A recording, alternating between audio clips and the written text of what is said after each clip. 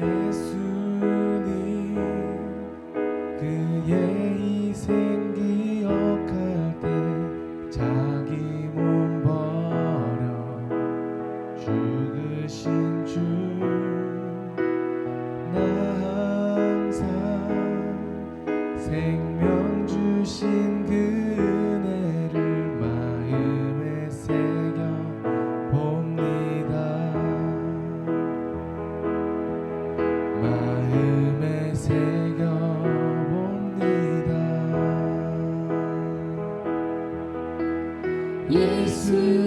예수님 그의 희생 기억할 때 자기 몸 버려 죽으신 주 나 항상 생명 주신 그 은혜를 마음에 새겨 봅니다.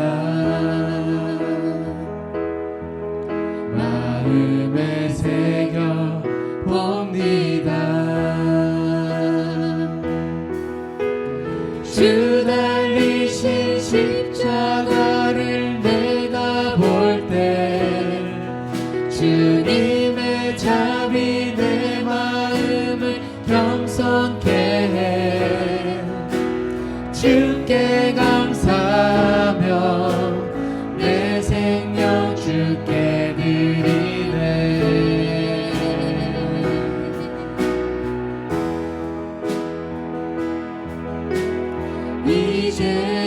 이제는 저 높은 곳에 앉으신 하늘과 땅의 왕 되신 주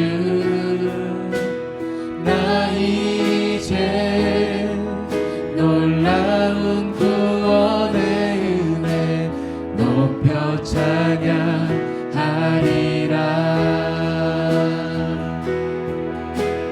높여 찬양하리라.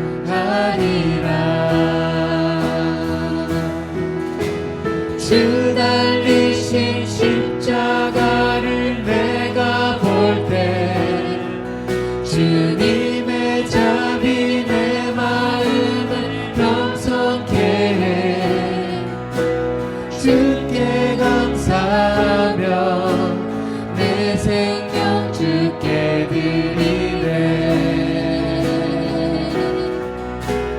주 달리신 십자가를 내가 볼 때 주님의 자비 내 마음을 겸손케 해 주께 감사하며 내 생명 주께 드리네.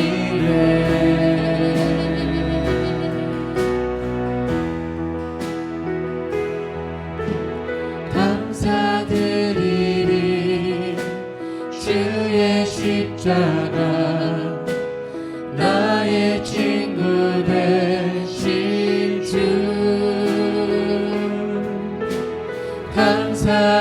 감사드리리 주의 십자가 나의 친구 되신 주 달리신 십자가를 내가 볼 때 주님의 자비 내 마음을 겸손케 해 주께 감사하며 내 생명 주께 드리네. 주 달리신 십자가를 내가 볼 때 주님의 자비 내 마음을 겸손케 해 주께 감사하며 내 생명 주께 드리네.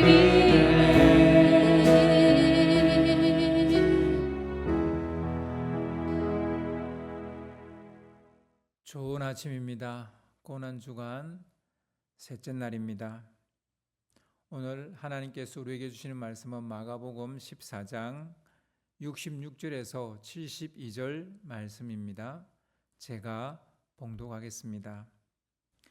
베드로는 아랫뜰에 있더니 대제사장의 여종 하나가 와서 베드로가 불 쬐고 있는 것을 보고 주목하여 이르되 너도 나사렛 예수와 함께 있었도다 하거늘 베드로가 부인하여 이르되 나는 내가 말하는 것이 무엇인지 알지도 못하고 깨닫지도 못하겠노라 하며 앞들로 나갈새 여종이 그를 보고 곁에 서 있는 자들에게 다시 이르되 이 사람은 그 도당이라 하되 또 부인하더라.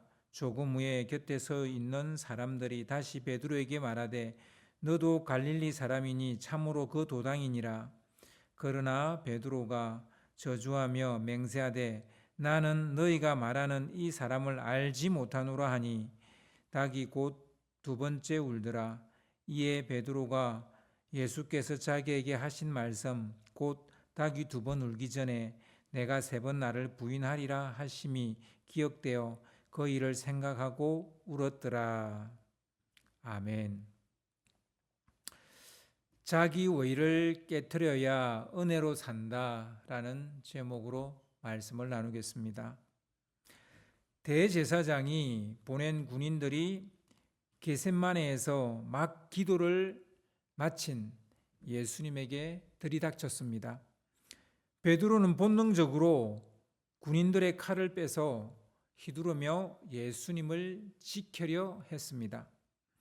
그러나 예수님은 베드로와 달리 기다렸다는 듯이 내가 너희가 찾는 예수다라며 자신을 숨기지 않았습니다. 그리고 베드로에게 일체의 폭력도 허용하지 않았습니다. 별다른 저항 없이 예수님은 순순히 체포되어 끌려갔습니다. 제자들은 군인들에게 붙잡힐까 봐 뒤도 돌아보지 않고 줄행랑을 쳤습니다. 한 목숨 건지겠다고 뿔뿔이 흩어지는 긴급한 순간 베드로의 마음도 복잡하고 긴박했습니다. 다른 제자들처럼 도망쳐야 하나? 아니면 먼발치에서 예수님을 따라가야 하나?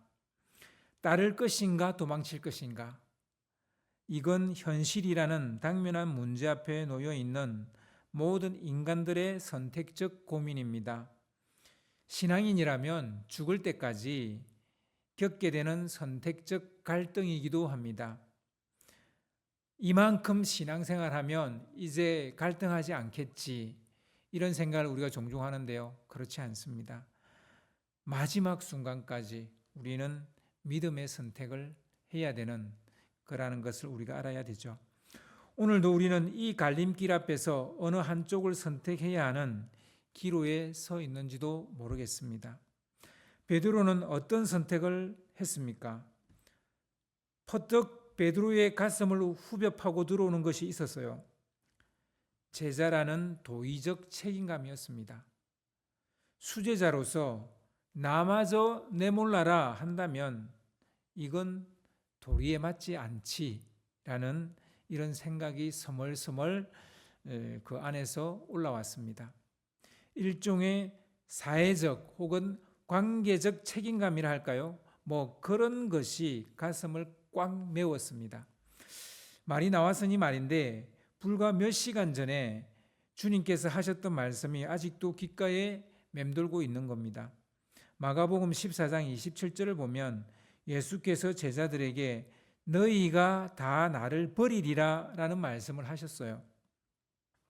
이 말씀에 베드로는 다 버릴지라도 나는 그리하지 않겠나이다 라고 장담을 했습니다. 그러자 예수께서 베드로의 어깨를 토닥이며 한 말씀 더 하셨죠. 내가 진실로 내게 이르노니 오늘 이 밤 닭이 두 번 울기 전에 내가 세 번 나를 부인하리라. 베드로는 다시 결의를 다지듯이 그때 말했습니다. 내가 주와 함께 죽을지언정 주를 부인하지 않겠나이다. 대략 3-4시간 전에 베드로가 주님과 주고받았던 대화입니다. 베드로는 자기가 내뱉은 말에도 책임을 져야 하는 상황이죠.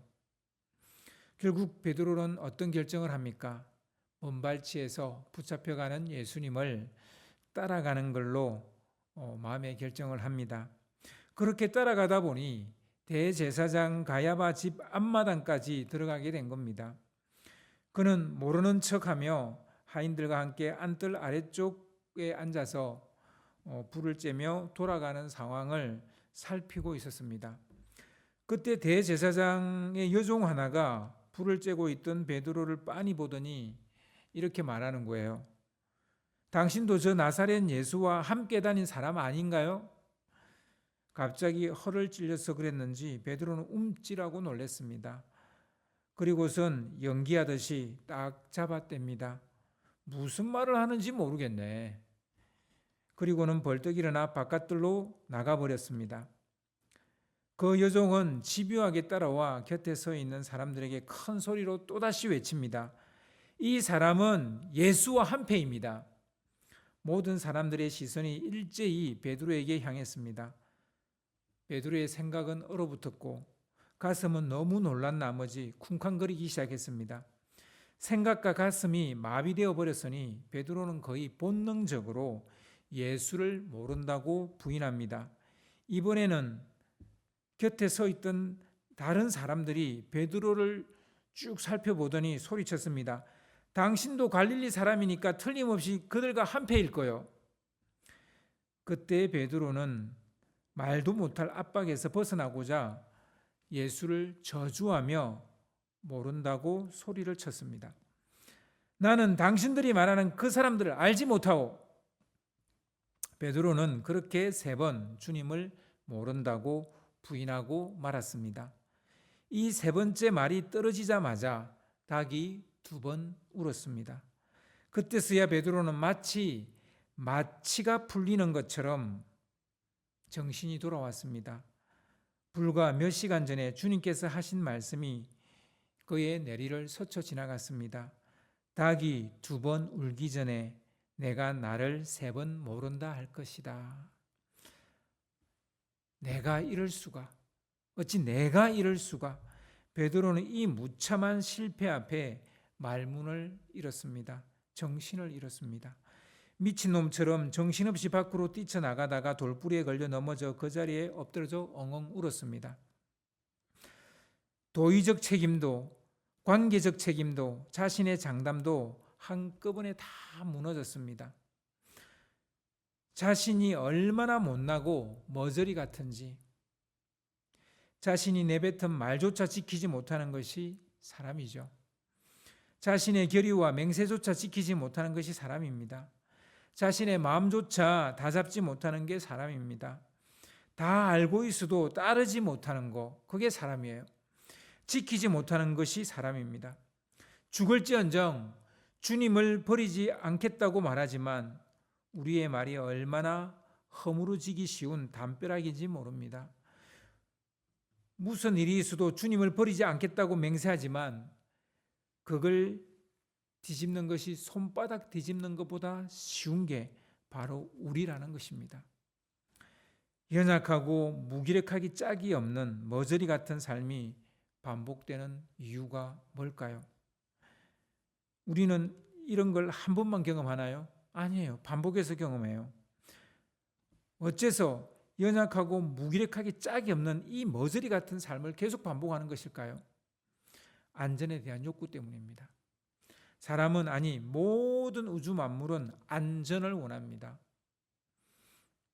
그러나 살아보면 아시겠지만 내가 나를 지킬 수 있습니까? 없습니다. 물론 다른 그 어떤 누구가 나를 지킬 수 있습니까? 없어요. 단지 내가 나를 지킬 수 있다고 착각하고 사는 것뿐입니다. 이 굴레에서 벗어날 수 있는 유일한 길은 안전과 안정감을 주님 안에서 찾으려고 할 때 가능합니다. 베드로도 여전히 자기 자신을 믿고 있었던 것입니다. 자기 마음과 자기 결의를 믿고 있었어요. 그리고 칼을 휘두른 것도 자기 힘을 믿고 있었던 겁니다. 베드로는 아직도 자기 힘을 의지하고 자기 결의를 의지하고 자기 의의를 의지하고 있는 거예요. 내 자신을 믿고 내 말을 믿고 내 의지를 믿고 내 결의를 다지고 내 힘을 의지하는 것, 이런 것을 성경은 한마디로 자기의라고 말합니다.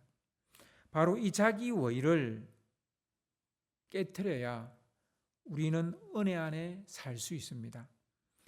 우리 주님은 베드로에게 죄책감을 심어주려고 미리 이런 실패할 것에 대한 이야기를 예고해 줬습니까? 아닙니다. 은혜 안에서 사는 법을 가르쳐 주려는 겁니다. 이렇게 자기의를 깨트리는 경험을 하게 함으로 은혜 안에 사는 법을 가르쳐 주려고 하는 것입니다. 은혜 안에 살고자 한다면 우리는 먼저 나의 의를 깨트려야 합니다. 그런데 문제는 이게 쉽게 깨트려지지 않는다는 사실입니다. 그래서 주님은 자기의가 아무것도 아니라는 사실을 뼈저리게 느끼고 경험하게 만든다는 것입니다. 어쩌면 우리에게도 베드로의 이 머저리 같은 이 경험, 이것이 필요한지도 모르겠습니다. 기분 좋은 경험은 아니지요. 이렇게 심한 죄책감 같은 것까지 같이 느끼는 이런 경험을 누가 하고 싶겠습니까? 자기 자신을 끝도 없는 바닥으로 추락시키는 이런 경험을 그 누가 하고 싶겠습니까? 하지만 이런 경험을 통해서 우리는 은혜 안에 사는 법, 완전히 주님께 의지하고 주님 안에서 안정감을 찾고 주님 안에서 안전하게 사는 법을 우리는 배우게 되는 것입니다. 이런 경험을 고난주간에 베드로의 이 처참한 경험의 실패를 보면서 조금이라도 우리가 깨달아 알았으면 좋겠습니다. 은혜 안에 살기 위해 먼저 우리 자신의 의를 깨트리는 아프지만 정말 고통스럽지만 자기 의를 깨트리는 이런 소중한 시간을 고난주간에 여러분도 경험하게 되기를 주님의 이름으로 축원합니다. 기도하겠습니다. 사랑하시는 주님, 여전히 우리는 나의 의에 붙잡혀 있습니다. 내 지식을 의지하고 내 의지를 의지하고 내 결의를 의지하고 믿고 있습니다. 그리고 내 힘을 의지하려고 합니다. 이런 것으로 우리는 진정으로 은혜 안에 살 수 없습니다. 주님, 은혜 안에 살기 위해서는 나의 의를 깨트려야 됩니다. 주님께서 베드로에게 마지막까지 자기 의를 깨트릴 수 있는 그 경험을 하게 하심으로 은혜 안에 사는 법을 가르쳐주고 계시는 것을 보게 됩니다. 주님, 우리도 이번 고난주간에 베드로처럼 내 의를 깨트려서 은혜 안에 사는 법, 주님 안에서 안전함과 안정감을 누리는 삶을 사는 법을 배우게 하여 주시옵소서. 그렇게 행하실 줄 믿고 감사드리며 우리 주 예수 그리스도 이름으로 기도드렸사옵나이다. 아멘.